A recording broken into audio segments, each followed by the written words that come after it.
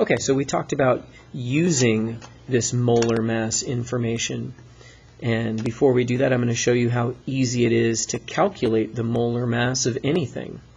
Remember, if I just had one element, like sodium, I would just go right to the periodic table, and I would look for sodium. Oh, there it is right there, Na, and I realized, just like we said, 22.9 grams of sodium would be the same as 1 mole of sodium. But what if I want to do a molecule? Not just a single element, but a molecule. Well, you're all familiar with water. So the water molecule is 2 hydrogen atoms connected to 1 oxygen atom.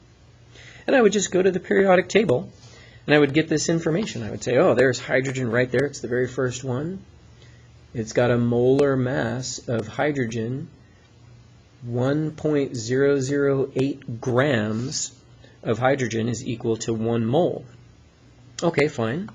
Same thing for oxygen. I looked it up, and 15.999 grams of oxygen is the same as 1 mole of oxygen. But when I'm doing the molar mass of a molecule, that would be something that's more than just one element, then I also have to consider how many atoms of each element makes up that molecule. So H2O equals a water molecule. Whoops, pen's running out, time out, water molecule. And if you see, it says there's 2. So I would just multiply that molar mass times 2. Here there's just 1, so I don't need to do that.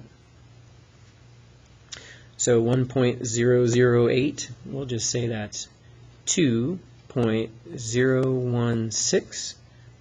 This one would be 15.999. And all I have to do is add them together. So I'll do that real quick. Sorry about the bell.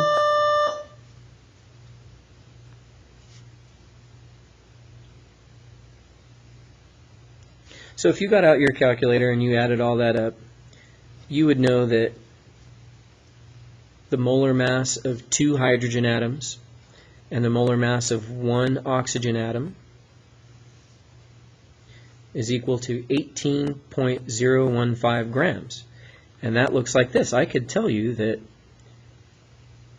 1 mole of H2O equals 18.015 grams.